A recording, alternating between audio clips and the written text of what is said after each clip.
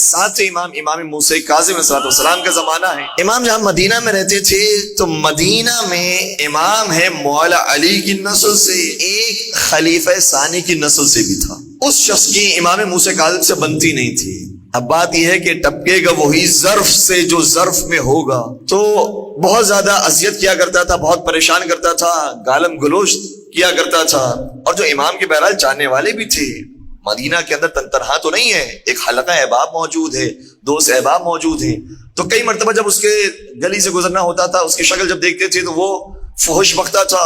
امام کے جو اصحاب ہوتے تھے وہ جلال میں آ جاتے تھے اور کہتے تھے مولا صاحب ایک حکم کریں، ہم اس کے سر کو سجدہ کریں۔ امام ہمیشہ اسے ٹھنڈا کرتے تھے۔ اور دیکھیں یہ بھی مشہور محاورہ ہے کہ دیکھ سے زیادہ چمچے گرم۔ تو امام نے کئی مرتبہ انہیں کہا کہ نہیں ٹھہر جاؤ، یہ جو کہہ رہا ہے یہ اپنی پہچان نہیں کروا رہا، اپنے آباء و اجداد کی پہچان کروا رہا۔ اس لیے ہمیں ضرورت نہیں ہے کہ ہم بلا وجہ اس کے جوابات دیں۔ اور امام ہمیشہ مسکرا کر گزر جایا کرتے تھے، نہ اس سے کوئی بحث کرتے تھے نہ مناظرہ کہ بھائی کیوں تو مجھے گالیاں دیتا ہے، کیوں تو مجھ پر سب و شتم کرتا ہے، میں نے تیرا بگاڑا کیا ہے، میں نے تجھے کوئی نقصان پہنچایا ہے، یا میرے آباء و اجداد نے تیرا کچھ بگاڑا ہے، بگاڑا کیا ہے ہم نے، کیوں اتنی زیادہ توہین کرتا ہے؟ کبھی بھی امام نے اس طرح کی بات نہیں کی۔ ایک دن ایسا ہوا کہ امام اس کے باغ میں تشریف لے گئے۔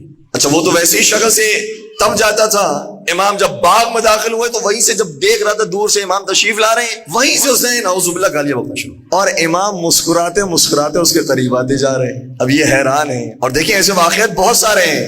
مجھے محسوس ہو رہا ہے کہ شاید ان واقعات کی ضرورت ہے، اس لیے بار بار ان واقعات کو تکرار کیا جائے کہ جب امام اس کے بالکل قریب پہنچ گئے تو اس نے کہا کہ تجھے معلوم ہے تو نے میرا کتنا نقصان کر دیا، وہاں باغ سے ہو کر یہاں پر آ گئے ہو، ہم نے ابھی درخت بونے کے لیے اور فصل اگانے کے لیے میں نے بیج ڈالے تھے، سارے باغ کو میں نے خراب کر دیا، اتنا میرا نقصان کر دیا۔ امام نے کہا تیرا نقصان کتنا ہوا ہے؟ اس نے کہا کہ میں نے یہ جو باغ لگائے ہیں نا اس میں 100 دینار کا خرچہ کیا۔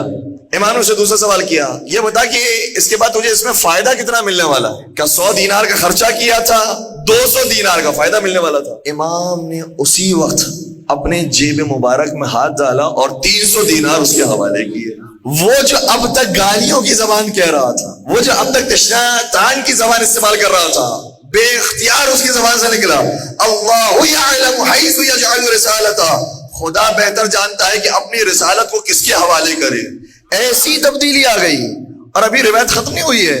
روایت کہتی ہے کہ وہ جو پسند نہیں کرتا تھا کہ امام کے چہرے مبارک کو دیکھو، کچھ ہی دیر نہیں گزری تھی کہ امام اس کے بعد جب مسجد تشریف لے گئے تاکہ نماز پڑھائیں تو یہ پیچھے نماز پڑھنے کے لیے آیا ہوا تھا۔ اور امام کے صحابیوں نے بھی دیکھا کہ وہ جو اب تک گالیاں دیتا وہ تو ہمارے برابر میں کھڑے رہ کے نماز پڑھ رہا ہے، اس کو کیا ہو گیا؟ جب وہ چلا گیا تو امام کی خدمت میں آئے، کہنے لگے کہ اے مولا آپ نے کیا کیا کہ اس کے بعد یہ آپ کے پیچھے اگر آپ کا معتقد بن گیا ہے؟ امام نے فرمایا میں نے اسے کچھ دینار دیے ہیں، جس کے بعد مؤلفۃ القلوب ہونے کی وجہ سے اس کا دل میری طرف مائل ہو گیا ہے۔ پھر امام نے جملہ کہا جو روایت کا آخری جملہ اور اہم ترین پیغام ہے۔